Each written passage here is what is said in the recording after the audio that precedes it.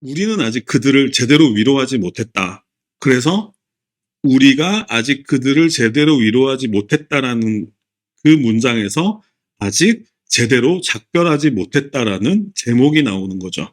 그러니까 결국은 이들의 영혼을 달래고 그 애도를 하고 제대로 작별을 하는 것은 그 행위가 있어야 우리가 그것을 토대로 다시 고개를 들고 앞으로 나아갈 수 있기 때문이 아닌가.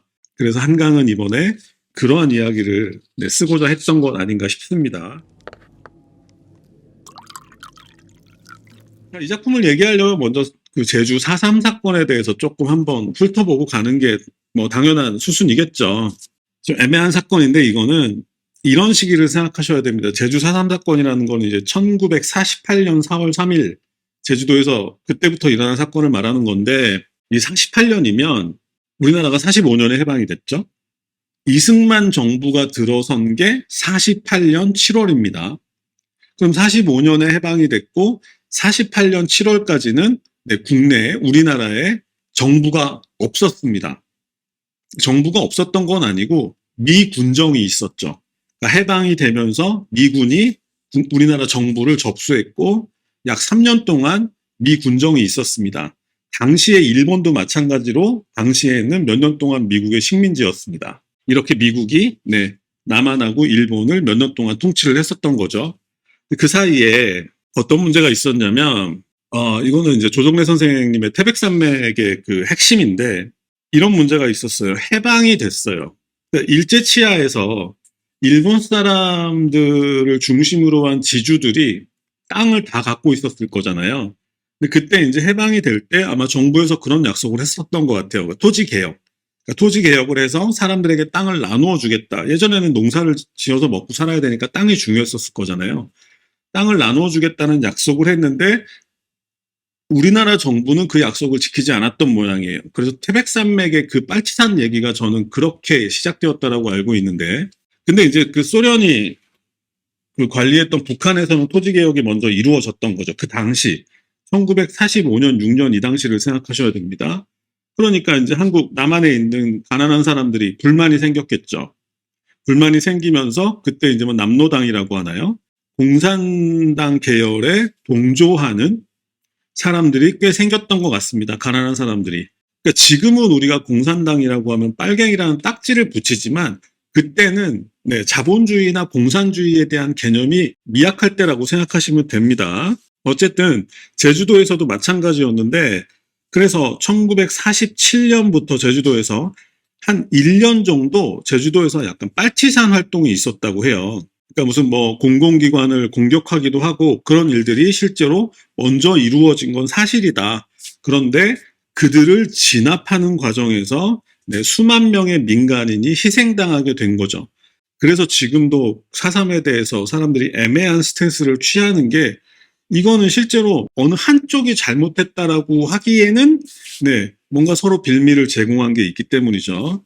어쨌든 복잡한 사연이 있지만 최대한 간단하게 정리해 보자면, 먼저 1945년 해방이 된 후 3년간 미국이 정부를 지휘했는데, 그런데 해방된 이후에도 토지개혁 등 약속했던 개혁이 이루어지지 않자 이에 불만을 품은 사람들이 생겨났고, 이들을 중심으로 공산주의 빨치산 활동이 나타났다. 빨치산 여러분, 빨치산 하는데 빨치산이 무슨 말인지 아세요?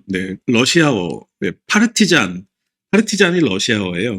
그 파르티잔이 국내에 들어와서 빨치산이 된 겁니다. 자, 그래서 빨치산 활동이 나타나니까 결국 이렇게 상황이 심각해지는 과정에서 미 군정은 당시 제주도 인구가 30만 명 정도였는데, 미 군정에서 제주도 인구 30만 명을 다 죽여도 상관없으니까 공산주의자들을 소탕하라는 명령을 내렸습니다. 그런데 그 당시 제주도에 경찰 병력들이 있었을 텐데, 그 경찰들이 대부분 다 그 제주도 사람들일 거잖아요. 그러니까 이제 미 군정의 명령에 경찰들이 소극적으로 임했던 거죠. 그러니까 미 군정에서 자신들의 지시가 제대로 이행되지 않으니까 육지에서, 제주도 사람들이 육지라고 하죠. 육지에서 젊은 토벌대를 보냈는데, 이 토벌대들의 중심을 이루었던 이제 사람들이 당시 소련이 접수한 북한의 공산주의가 싫어서 남한으로 도망친 젊은이들을 중심으로, 여러분 서북청년단이라고 들어보셨죠? 서북청년단이라는 이름으로 그들이 군복을 입고 제주도에 가서 당시 30만 정도였던 제주도 인구 중에 3만 명을 학살했던 그런 사건입니다. 그리고 이 작전은 그 이후에 육지로도 확대가 되어가지고 그 이후에 육지에서도 20만 명 내지 30만 명이 이런 공산당 활동을 했다라는 죄명으로 죽임을 당했다. 이것이 제주 4.3 사건의 실체인데 어쨌든 한강은 제가 보기에 한강 작가는 여기서 이념적으로 이 책을 당연히 접근하진 않겠죠. 소년이 온다에서도 한강이 이념적으로 접근하진 않았어요.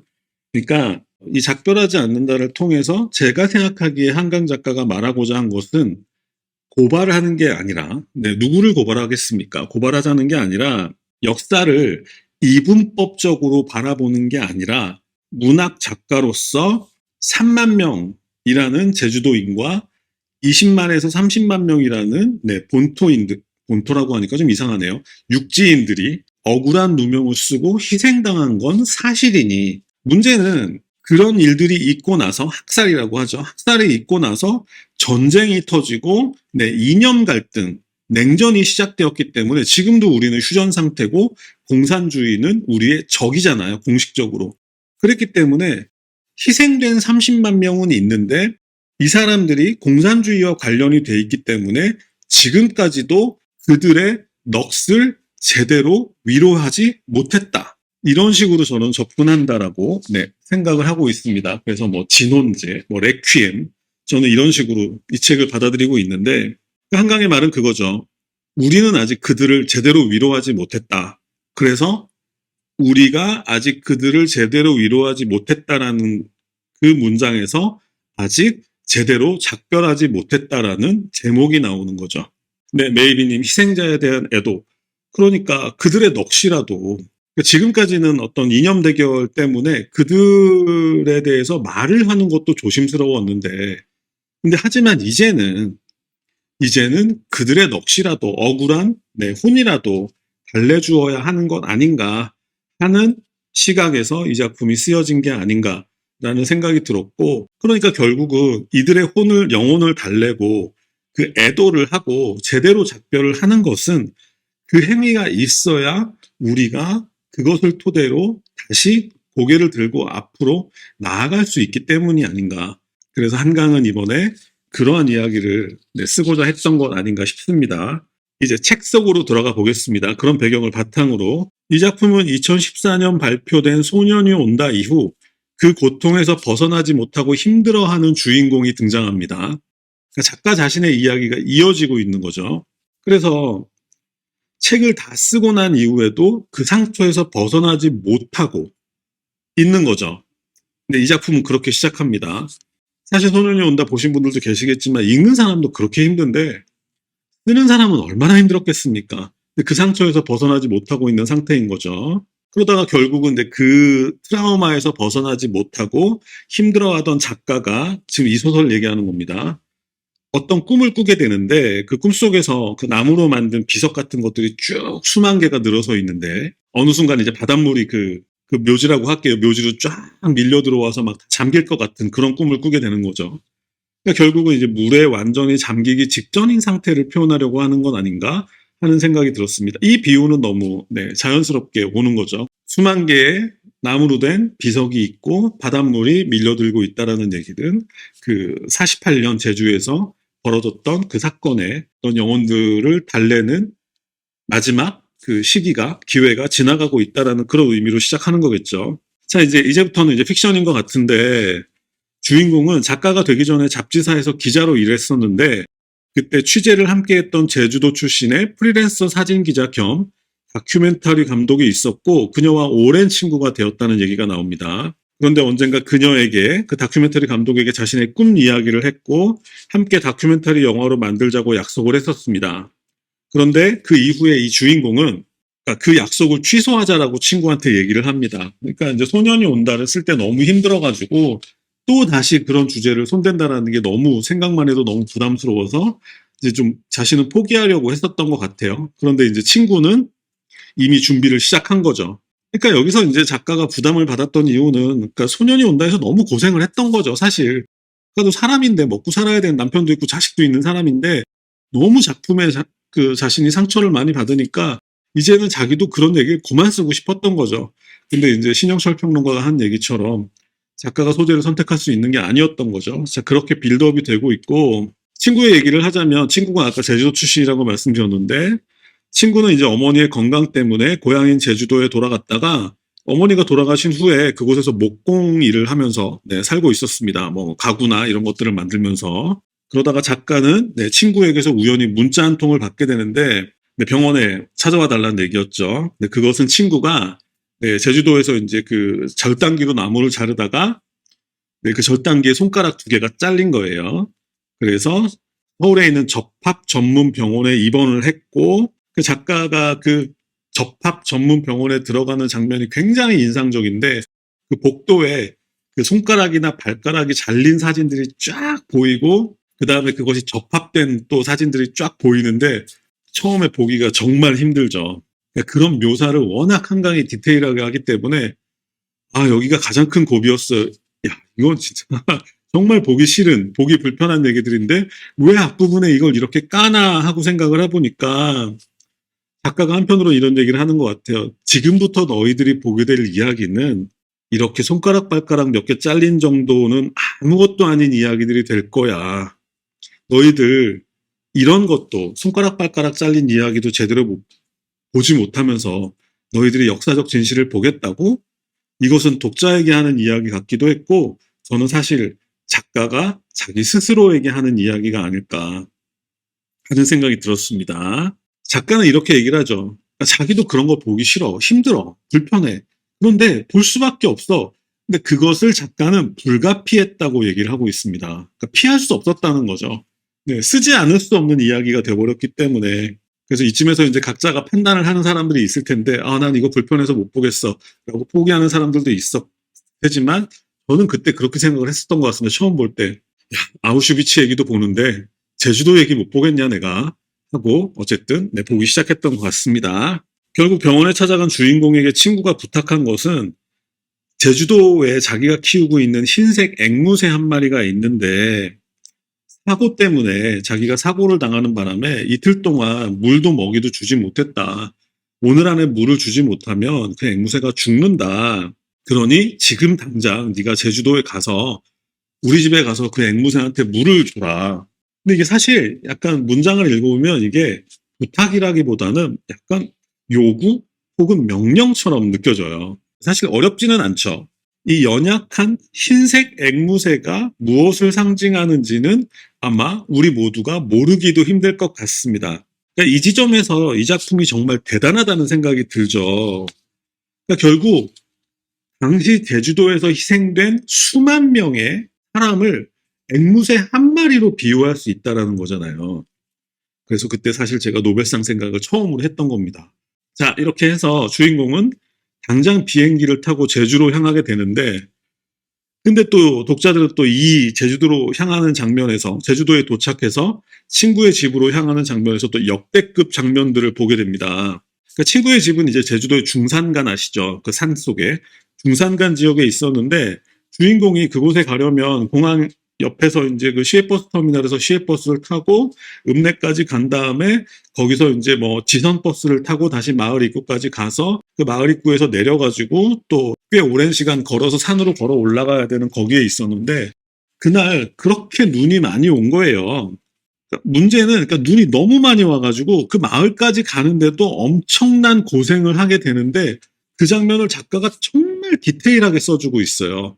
그러니까 그 눈이 내리는 장면이 마치 막 사람들이 막 지나가는 것처럼 막 느껴지게 그렇게 생생하게 묘사를 하고 있고 그런데다가 어렵게 그 마을에 도착해서도 이게 눈길을 헤치면서 그 집까지 올라가야 되는데 그 과정에서 눈이 너무 많이 쌓였고 길도 모르니까 눈 속에 빠져가지고 결국 목숨을 잃을 뻔하기도 하고 결국 그 과정에서 휴대폰마저도 그러니까 잃어버리게 되는 거죠. 저는 주인공이 제주공항에 내려서 그 눈 속을 헤치면서 버스를 타고 올라가서 마을에 내려서 눈밭을 헤치면서 그 집까지 가는 과정이 정말 역대급 토끼굴이라는 생각이 들었는데 제가 왜 토끼굴이라는 얘기를 하냐면 이게 토끼굴이라는 말은 그 이상한 나라의 앨리스에서 앨리스가 모자 쓴 토끼를 따라서 토끼굴을 통과해서 이상한 나라로 들어간다는 그 설정에서 그 다음부터 모든 문학 작품에서 토끼굴이라는 거는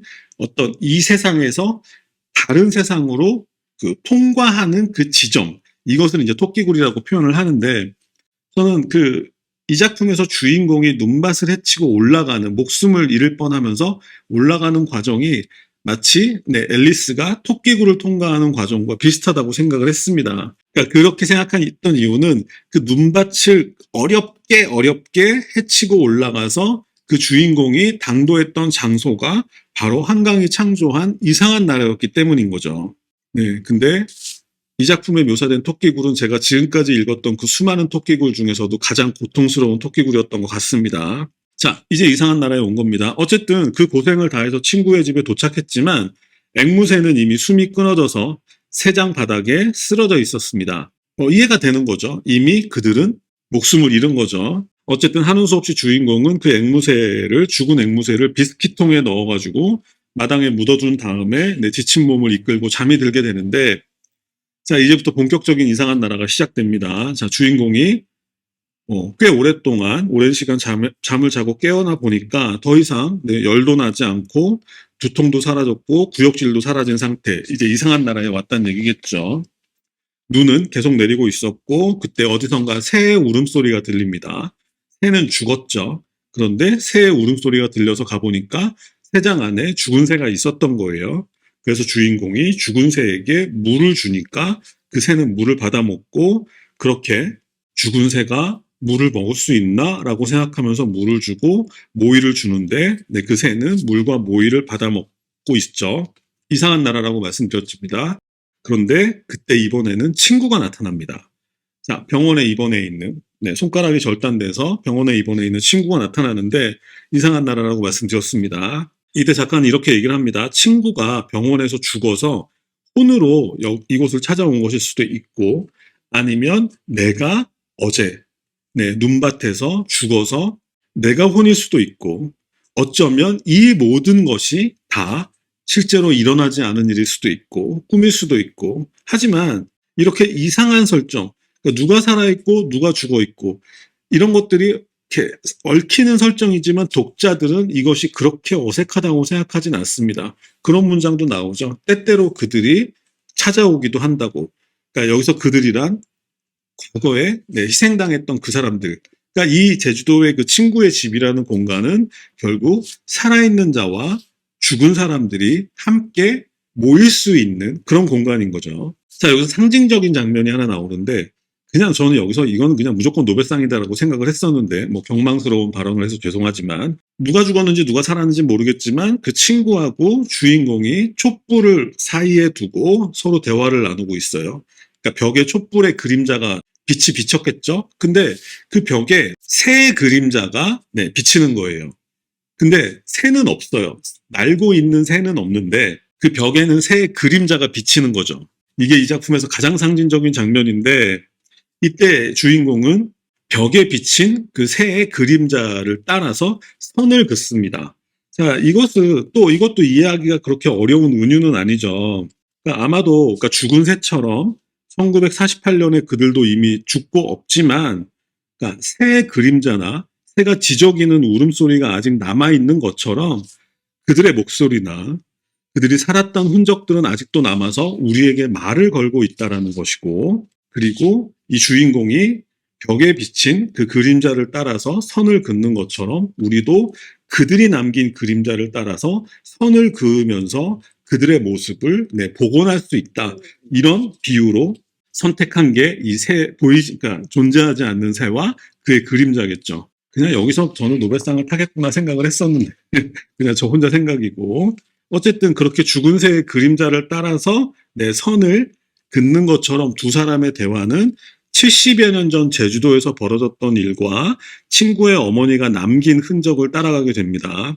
자, 이제 본격적으로 친구 어머니에 대한 이야기가 나오는데, 그날 48년 4월 3일 그날 어머니가 심부름을 가다가 학교 운동장에서 아버지와 어머니의 시신을 발견하게 됩니다. 그리고 사람들을 막 찾다가 배에 총을 맞고 죽은 막내 동생을 발견하게 됩니다. 그러니까 졸지에 부모님을 잃었고 귀여운 막내 동생까지 잃었죠. 그런데 이 친구에게는, 이 어머니에게는 오빠가 한 명 있었는데 오빠가 사라진 거예요. 그래서 오빠가 어딘가로 도망쳐서 산속에 숨어 있겠지 생각을 했는데 어느 날 오빠가 감옥에 수감되어 있다라는 소식을 듣게 되는 겁니다. 그래서 오빠를 면회를 가기도 해요. 그래서 오빠 얼굴을 보기도 하는데 오빠가 완전히 변한 모습으로 있었죠. 그러다가 어느 순간 오빠가 육지에 있는 감옥으로 이감되었다라는 그 소식을 옮겨졌다는 얘기를 들었고, 그래서 그 어머니는 수십 년 동안 그 오빠의 흔적을 찾아서, 왜냐하면 엄마도 죽었고 아버지도 죽었고 막내 동생도 죽었는데 그 오빠가 얼마나 탔겠어요. 그래서 계속해서 수십 년 동안 오빠의 흔적을 찾아다녔는데 결국 그 얘기는 오빠가 아마 경상북도 쪽에 어딘가에 수감되어 있었는데, 아까 제주도에서 3만 명이 죽임을 당한 다음에 그 이후에 육지에서도 20만 명 내지 30만 명이 죽임을 당했다고 말씀드렸잖아요. 그러니까 너무나 많은 사람들이 공산당 활동 혐의로 잡혀왔기 때문에 이 시설에서 수용할 수가 없어가지고 우리 예루살렘의 아이히만에서처럼 개토에서 수용소에서 이들을 더 이상 수용할 수 없으니까 결국은 죽여버리는 결정을 하게 되는데, 그래서 결국은 20만 명 내지 30만 명을 총살해서 안매장했는데 그 오빠도 거기에 포함되어 있었다. 오빠 같은 경우는 이제 경북 경산에 있는 폐광산, 코발트 광산에 안매장되어 있는데 그 광산에만 3,500명이 총살되어 묻혔는데, 지금도 아직 그 시신들을 완전히 수습하지 못했다라는 얘기도 나옵니다. 그래서 엄마의 얘기를 통해서 그때 있었던 이야기를 보여주죠. 근데 전체적으로 균형을 보면 처음부터 한강이 만약에 소년이 온다 때처럼 처음부터 있는 그대로를 보여주려고 했다라면 오히려 조금 보기가 좀 덜 좋았을 것 같다라는 생각이 드는데, 이렇게 그 수만 명의 죽음을 앵무새 한 마리로 비유를 해서 훨씬 더 인상적으로 표현을 한 다음에 나머지의 어떤 사실들은 그 친구의 어머니의 행적을 통해서 보여주는 모습이 거의 저는 완벽에 가까웠다라는 생각이 들고, 그리고 이제 거의 다 끝났는데 마지막으로 제가 해설을 할 때, 책 해설을 할 때 그 작품 본문을 인용하는 걸 별로 좋아하지 않아요. 그러니까 인용이라는 것도 사실은 필요할 때 한 번씩 해야 효과적인 건데 뭐 하다 보면 계속 하게 되니까. 근데 이 문장만큼은 읽지 않을 수 없는 문장이 있어서 그 뒷부분에 나오는 한강의 문장을 조금 읽어보면서 오늘 시간 마무리하겠습니다. 그 겨울 3만 명의 사람들이 이 섬에서 살해되고 이듬해 여름 육지에서 20만 명이 살해된 건 우연의 연속이 아니야. 이 섬에 사는 30만 명을 다 죽여서라도 공산화를 막으라는 미 군정의 명령이 있었고, 그걸 실현할 의지와 원한이 장전된 이북 출신 극우 청년 단원들이 2주간의 훈련을 마친 뒤 경찰복과 군복을 입고 섬으로 들어왔고, 해안이 봉쇄되었고 언론이 통제되었고 갓난아기의 머리에 총을 겨누는 광기가 허락되었고 오히려 포상되었고, 그렇게 죽은 10살 미만 아이들이 1,500명이었고 그 전례에 피가 마르기 전에 전쟁이 터졌고, 이 섬에서 했던 그대로 모든 도시와 마을에서 출현한 20만 명이 트럭으로 운반되었고 수용되고 총살돼 안매장되었고 누구도 유해를 수습하는 게 허락되지 않았어. 전쟁은 끝난 게 아니라 휴전된 것뿐이었으니까. 휴전선 너머에 여전히 적이 있었으니까. 낙인 찍힌 유족들도 입을 떼는 순간 적의 편으로 낙인 찍힐 다른 모든 사람들도 침묵했으니까. 골짜기와 광산과 활주로 아래에서 구슬 무더기와 구멍 뚫린 조그만 두개골들이 발굴될 때까지 그렇게 수십 년이 흘렀고 아직도 뼈와 뼈들이 뒤섞인 채 묻혀 있어. 이게 마지막에 나오는 한강의 문장입니다. 이 문장으로 다 정리가 되는 얘기죠. 결론을 좀 말씀드리겠습니다. 개인적인 얘기로. 기억이 나는데 2016년 연말이었어요. 12월. 한강이 채식주의자로 맨부커상을 받았을 때 너무 놀랐죠. 모든 사람들이 너무 놀랐습니다. 그런데 당시에 우리나라 대통령이 한강에게 축하를 하는 것을 거부했습니다. 이렇게 생각하면 좀 어이가 없는데 또 당시의 상황을 좀 짚어보면 이해가 되는 면이 있죠. 당시 그 대통령은 탄핵 국면에 있었기 때문에 뭐 그런 것들도 좀 이유가 있었겠죠. 만약에 그런 상황이 아니었다면 축하 정도는 해줄 수 있었겠지만, 그런 광경을 지켜보면서 제가 그때 그런 생각들을 했었어요. 그 2016년 여름에는 세월호가 있었고 그 다음에 겨울이 되어서 탄핵이 있었고 한강이 멘부크상을 받았고 대통령은 그것에 대한 축하를 거절하는 모습을 보면서 아, 권력은 가도 문학은 남는구나.